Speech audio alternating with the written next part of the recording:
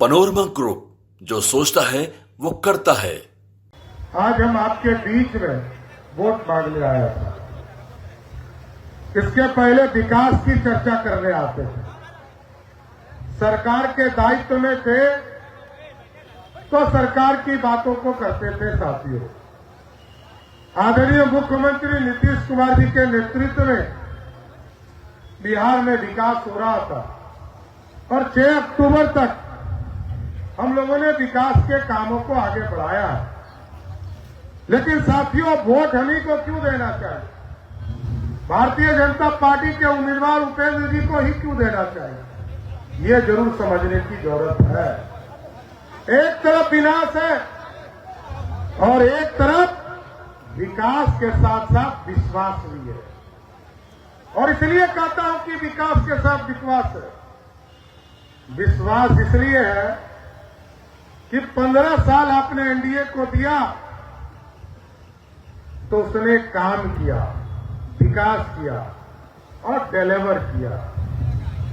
और दूसरे तरफ जो महागठबंधन के लोग हैं, जिसने 40 वर्षों तक कांग्रेस ने बिहार को लूटा, 15 वर्षों तक लालू प्रसाद जी ने बिहार को लूटा, और जब बिहार का विकास की चर्चा करनी थी तो लालू प्रसाद जी कहीं चारा का पैसा खा रहे थे और अलकतरा पीने का काम कर रहे थे।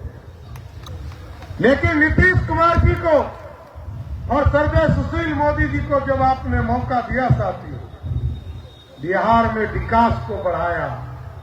और आज हम गर्व से कह सकते हैं, पिछले दिनों अमित डांगी जी और भारतीय जनता पार्टी ने, उपेंद्र डांगी जी ने, सभी ने एक कार्यक्रम इसी धरती पर किया था और उस दिन झमाझम बारिश हो रही थी साथियों। हमको हेलीकॉप्टर से आना था, लेकिन गर्व की बात हुई कि जिस गुरुवार को आने में 5 से 6 घंटे लगते थे, उस दिन जब मैं आया तो 1 घंटा 40 मिनट में पटना के घर से चल के गुरुवार की धरती पर आ गया था। ये बदला हुआ बिहार है। आज यदि पटना से गया भी आना तो आप 1.25 से 1.5 घंटे में आते हो। पटना से बेगूसराय जो इंडस्ट्रियल हब है, वहां जाना पड़ता था तो 4 घंटा लगता था। मोकामा पुल में ही 1.5 घंटा लगता था। आज मोदी जी ने उसको 6 लेन ब्रिज बनाया और आज पटना से बेगूसराय जाते हैं तो 1.25 घंटा में बेगूसराय जिला पहुंच जाते हैं। पटना से मुजफ्फरपुर जाने में 3 घंटा लगता था, आज 1.25 घंटा में जाते हैं। पटना से छपरा जाने में 4 घंटा लगता था, आज 1.25 घंटा में जाते हैं। और पटना से बक्सर बॉर्डर पार करने में 4 घंटा लगता था, आज 1.5 घंटा में हम बॉर्डर पार कर जाते हैं। ये बदला हुआ बिहार है। और एक तरफ लालू जी को याद करो, बिहार की सत्ता में जब लालू जी राज में थे तो कभी एमसीसी आता था, कभी गुंडे आते थे, कभी लेवी लेने आता था। और याद कीजिए, ये जेटी रोड बन रहा था।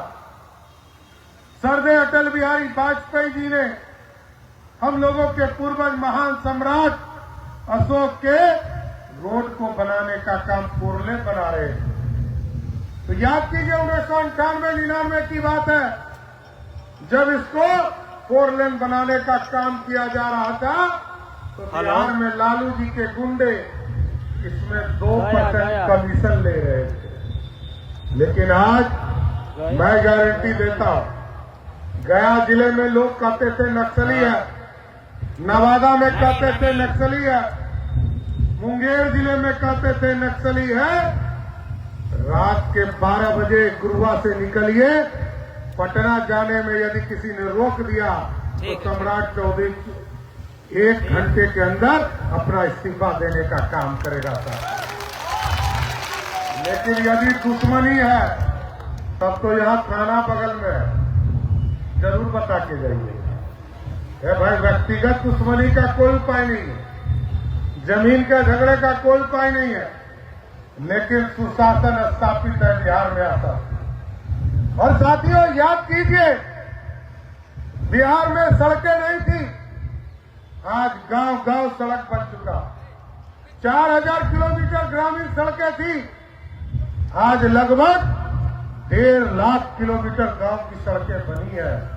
और साथियों बताना चाहता हूं, 2014 की बात याद करिए। 2014 में मोदी जी आए, मोदी जी ने कहा गांव गांव बिजली पहुंचाएंगे। पहुंचा कि नहीं पहुंचा? पहुंचा कि नहीं पहुंचा?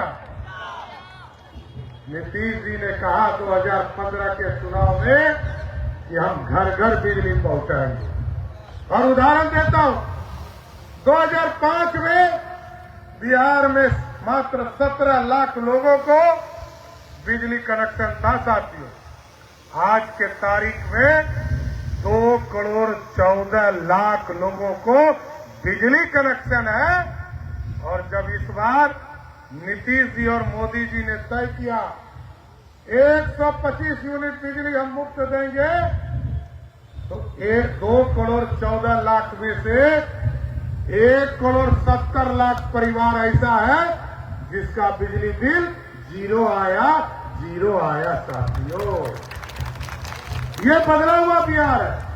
और आगे भी मैं कहना चाहता हूं, यदि आप चाहते हो कि अगले 25 वर्षों तक आपके घर का बिजली बिल जीरो हो जाए, तो मोदी जी और नीतीश जी ने तय किया है कि आप अपने मकान के ऊपर आप सोलर प्लेट लगाओ। आपको मैं बताना चाहता हूं, आदरणीय प्रधानमंत्री जी ने तय किया है कि 1.1 किलोवाट के सोलर के लिए 33,000 रुपया मोदी सरकार देगी। और जितना पैसा बच जाएगा आप अपने घरों पर सोलर प्लेट लगाइए, सब पैसा बिहार की सरकार देगी। आपको अगले 25 वर्षों तक बिजली मुफ्त मिलेगा। साथियों हम सबके विकास की बात कर रहे हैं, क्योंकि गांव में चिंता थी लोगों को कि बिजली तो ले लिया, बिजली बिल कौन भरेगा। अब तो 2 रास्ता बना दिया, 125 यूनिट बिजली मुफ्त और आगे 25 साल के लिए 1 किलोवाट 1.1 किलोवाट के लिए सोलर युक्त करेंगे। अभी हम लोगों ने 1 करोड़ 70 लाख महिलाओं से संवाद कराया साथी, और महिला बहनों ने कहा कि हमको वृद्धा पेंशन, विधवा पेंशन और दिव्यांग जन को जो है मात्र 400 रुपया पेंशन मिलता है। किसी ने कहा 800 रुपया बढ़ा दो, किसी ने कहा 1000 कर दो, लेकिन नीतीश कुमार जी और मोदी जी ने तय किया 800 और 1000 रुपया नहीं, 1100 रुपया सबको पेंशन देने का काम करेंगे। और पहले तो जब पेंशन आता था तो लोगों को कहते थे कि पेंशन जाता था खाते में तो किसी से 200 रुपया, किसी से 50 रुपया, किसी से 20 रुपया कमीशन ले लेता था। लेकिन मोदी जी ने अब कहा ऐसी व्यवस्था खड़ा किया, क्योंकि देश के एक प्रधानमंत्री कहते थे, बैठ जाइए, इस देश के प्रधानमंत्री कहते थे, राजीव गांधी कहते थे, इस देश में 1 रुपया यदि दिल्ली से भेजता हूं तो गांव के गरीब को 15 पैसा मिलता है। लेकिन अब यदि 1100 रुपया पेंशन भेजा जाता है तो पटना से 1100 चलता है तो आपके खाते में भी 1100 रुपया ही पहुंचता है। 100% ये बदला हुआ भारत है साथी। और आज जब महिलाओं से संवाद कर रहे थे साथी, तो लोगों ने, महिलाओं ने कहा, हमारी बहनों ने कहा 1 करोड़ 60 लाख महिलाएं जीविका दीदी से जुड़ चुकी है साथी। और आज बताना चाहता हूं साथियों, उनको पहले नीतीश कुमार और सुशील मोदी की सरकार ने पहले साइकिल दिया, फिर पोशाक दिया। जो बहन 10 साल से 15 साल की थी, उसको पढ़ने के लिए साइकिल, पोशाक, मैट्रिक पास किया 10,000, इंटर पास किया 15,000 और ग्रेजुएशन किया तो 25,000। ऐसे करके उसको मुख्यधारा में लाया। आज वही बहन बेटी बिहार में मां बन चुकी है और उसका उम्र 30 साल से 40 साल हो चुका है। अब हम लोगों की सरकार ने तय किया है, मोदी भैया और नीतीश भैया ने तय किया है कि अब उसी बहन को, उसी मां को हम 2,10,000 रुपया देंगे और वो उद्योग लगाने का काम करेंगे। और आप सोचिए, कई राजद वाला लोग, ये जो ललटेनिया पार्टी है, लालटेन का युग है। अरे लालटेन आप जलाते हैं? अरे अब तो एलईडी का बल्ब चलता है। अब लालटेन के लिए तो करासन तेल आना ही बंद हो गया। कहीं जलेगा? नहीं जलेगा। आप साथियों, मेरा यही है कि ललटेनिया वाला लोग, भाई जो पंजा से पैसा छीनता था गरीबों का, वो लोग कहता है कि गरीबों को जो 10,000 रुपया दिया है वो सूद समेत वापस लेंगे। मैं गारंटी देता हूं, कोई मायका लाल इस धरती पे जन्मा नहीं है जो बहनों के खाते में 10,000 गया है वो कोई वापस नहीं ले सकता। कोई वापस नहीं ले सकता। कोई मायका लाल नहीं जन्मा है। ये सरकार ने उनको अनुदान दिया है कि आप आगे बढ़ो, सरकार तुम्हारे साथ खड़ा है। हमने तो जीविका बैंक बनाया। जीविका बैंक के निधि के माध्यम से सभी बहनों को हम व्यवस्था दे रहे हैं। लेकिन ये तो सहयोग है, हम सहयोग कर रहे हैं। और आगे के दिनों में, क्योंकि भारत सोने की चिड़िया थी साथियों, पंडित चाणक्य ने, सम्राट अशोक ने इस अखंड भारत का सपना देखा था साथियों, और लोगों ने इस भारत को सोने की चिड़िया बनाया 200 वर्षों तक राज कर। लेकिन कभी आतंकी आए, कभी मुगल आए और कभी अंग्रेज आए, सबने भारत को लूटा।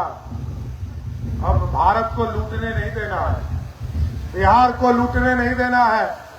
अब ऐसा भारत बनाना है कि अब जो मोदी जी ने कहा है कि अब हम जीएसटी के माध्यम से, आप याद कीजिए, आप याद कीजिए साथियों, अभी अंग्रेजों, ये जो अमेरिका है, इसने कहा 100% टैक्स लगाएंगे। क्या लगाएंगे? तो किसानों के सामान पर लगाएंगे, गरीबों के सामान पे लगाएंगे। लेकिन मोदी जी ने कहा, ये सम्राट चौधरी को वित्त मंत्री बनाया, उप मुख्यमंत्री बनाया और जीएसटी का पूरे देश का अध्यक्ष बनाया था। और हमको कहा मोदी जी ने, ऐसी जीएसटी का रिपोर्ट बनाओ कि जो भारत के लोग हैं उसके टैक्स को घटाना है। मैंने पहले अनुशंसा किया, 4 तरह के टैक्स के स्लैब थे साथियों, 28%, 18%, 12% और 5% का टैक्स था। आप जब बिस्किट का डिब्बा खरीदते हो तो 5% का टैक्स देकर इस भारत का निर्माण करते हो। पहले कोई टैक्स आपका पहुंचता नहीं था सरकार तक, पहले पूंजीपतियों के पास पहुंचता था।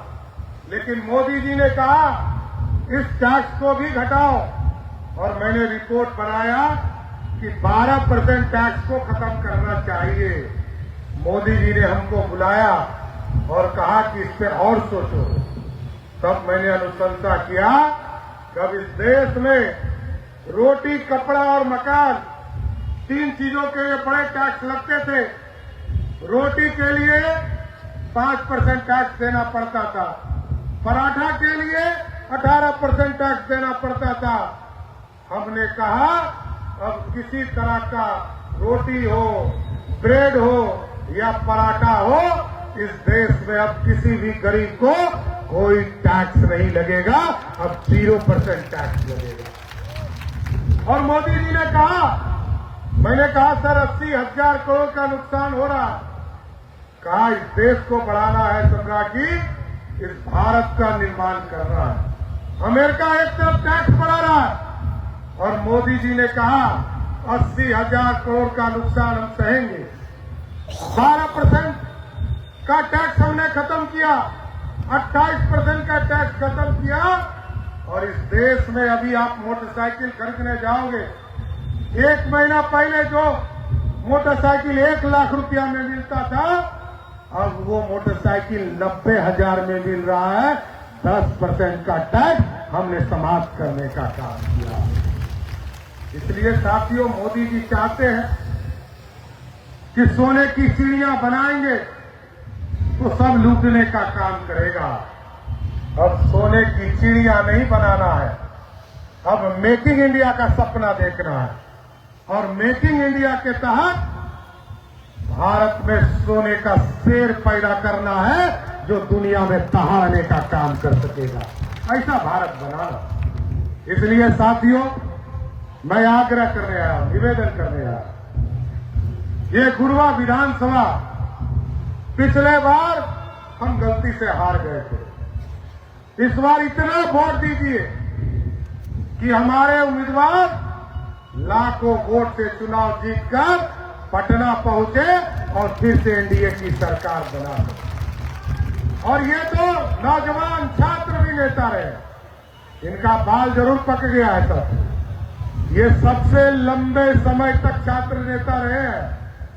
1990 से लेकर 2005 तक ये छात्र अध्यक्ष ही रहे और लंबे समय तक राजनीतिक जीवन में काम किया।